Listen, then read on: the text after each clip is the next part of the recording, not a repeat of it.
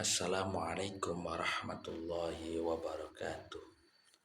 Nama saya Nur Salam, kelas A21.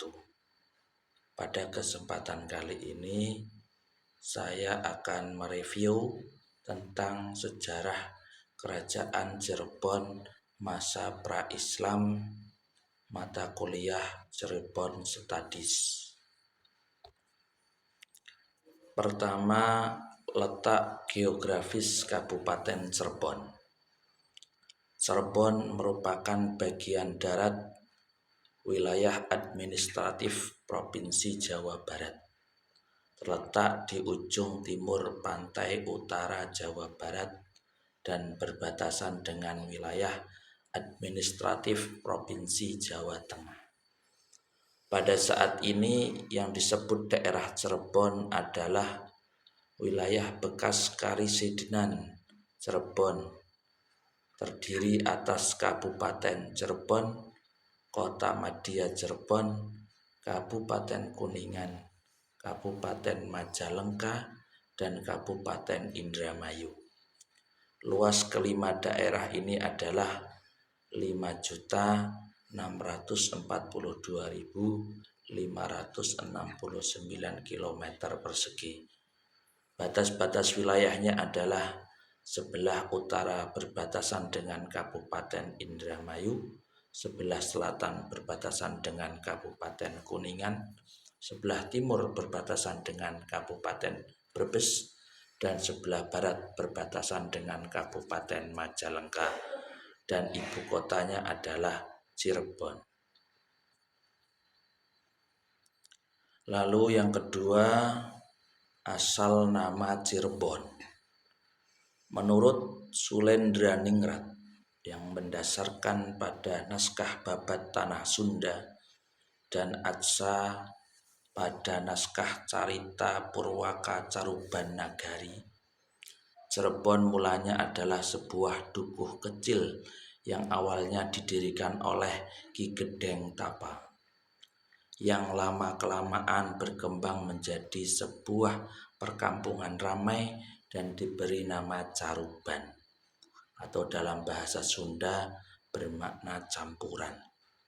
Dinamakan Caruban karena di sana ada percampuran para pendatang dari berbagai macam suku bangsa, agama, bahasa, adat istiadat, latar belakang, dan mata pencaharian yang berbeda-beda.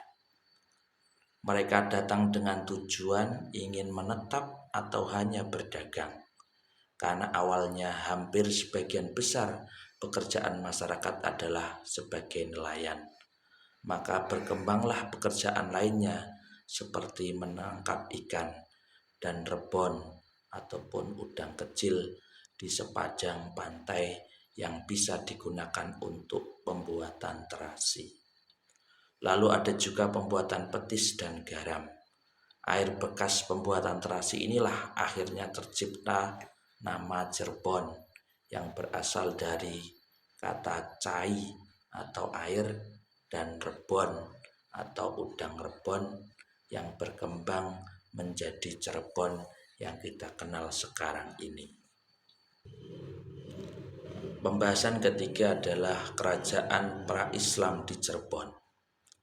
Kerajaan Cirebon Larang merupakan sebuah kerajaan pra-Islam di wilayah Cirebon yang berada di bawah kekuasaan Kerajaan Pajajaran. Kerajaan Cirebon Larang merupakan cikal bakal Kesultanan Cirebon.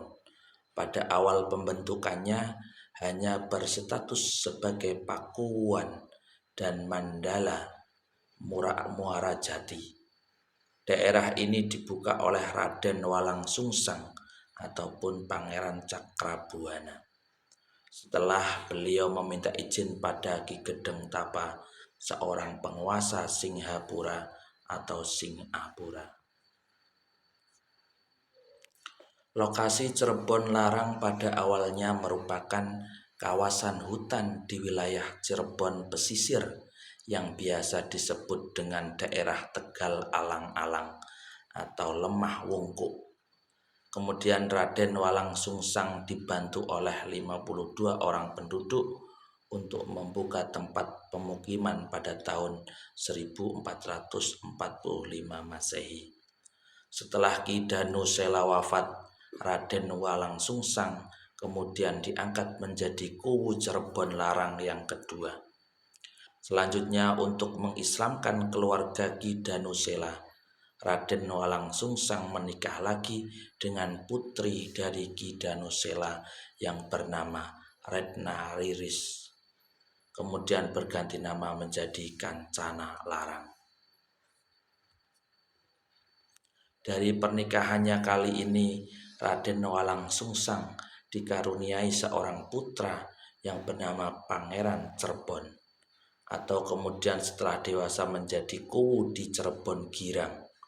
Setelah Ki Gedeng Tapa atau Kerajaan Singapura meninggal dunia, Raden Walang Sungsang kemudian meneruskan tugas untuk mengatur pelabuhan Muara Jati dan menyatukan wilayah Kerajaan Singapura dengan wilayah Pakuwon Cirebon Larang dalam satu kekuasaan. Untuk mengamankan dan mempertahankan pelabuhan Muara Jati yang semakin ramai, kemudian Raden Walang Sungsang membentuk satuan keamanan dan ketertiban.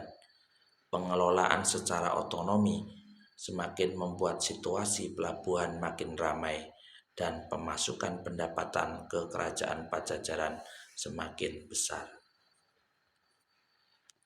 Harta warisan yang berlimpah dari Ki Gedeng Tapa kemudian digunakannya untuk membuat sebuah keraton yang bernama Keraton Pakungwati, atau diambil dari nama putrinya, di tepian Kali Krian, serta membentuk satuan prajurit. Keraton Pakungwati dibuat sebagai 4 komplek keraton yang sangat indah, yang di dalamnya terdapat taman sari dan kolam pemandian tempat para putri keraton membersihkan diri. Setelah wilayah Cirebon Larang telah lengkap untuk membentuk kerajaan, maka Prabu Jayadewata atau Prabu Siliwangi segera mengirimkan utusannya yang bernama Jagabaya atau perwira angkatan perang Pajajaran, serta Raja Sengara atau Raden Kian Santang, adik bungsu dari Raden Walang Sungsang, untuk menobatkan Raden Walang Sungsang sebagai raja daerah dengan gelar Tumenggung Sri Mangana Cakrabuana. Dengan demikian mulai saat itu, status Pakuwon Cirebon Larang berubah menjadi kerajaan di bawah kekuasaan Pajajaran. Meski saat itu Cirebon Kerajaan Larang merupakan bagian dari wilayah besar Kerajaan Pajajaran yang masyarakatnya masih beragama Hindu, akan tetapi Raden Walang Sungsang tetap terus mengembangkan agama Islam. Apa yang dilakukan Raden Walang Sungsang tidak mendapat hambatan dari Pajajaran, karena dalam bekerja di pemerintahan, Raden Walang Sungsang tidak pernah mengecewakan Pajajaran.